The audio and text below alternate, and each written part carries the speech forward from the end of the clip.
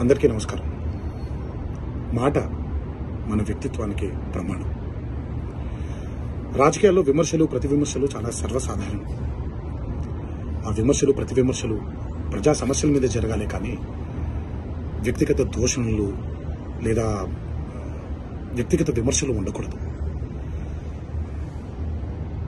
నిన్న ఒక సంఘటన నా మనసును కలిచివేసింది.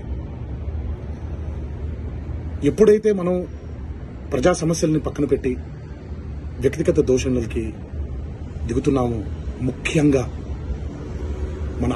అది ఒక అరాచక పరిపాలనకు నాంది పలుకుతుంది. అది తప్పు. స్త్రీ జాతిని గౌరవించడం అనేది, ఆడవాళ్ళని ఆడపడుచుల్ని గౌరవించడం అనేది మన సంస్కృతి. మన నవనాడుల్లో, మన జవజీవాల్లో, మన రక్తంలో ఇమిడిపోయినటువంటి ఒక సాంప్రదాయం. మన సంప్రదాయాల్ని రాబోయే తరానికి జాగ్రత్తగా భద్రంగా అప్పచెప్పాలి, కానీ మన సంస్కృతిని కలిచివేసి కాల్చేసి రాబోయే తరానికి ఒక బంగారు బాట వేస్తున్నాం అనుకుంటుంటే అది మన తప్పు. అది మనం చేసే చాలా పెద్ద తప్పు.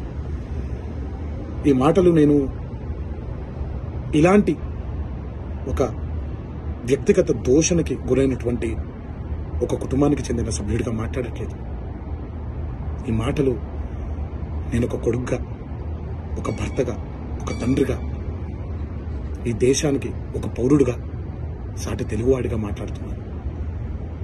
రాజకీయ నాయకులందరికీ ఒకటే విన్నపం: దయచేసి ఈ అరాచక సంస్కృతిని ఇక్కడితో ఆపేయండి.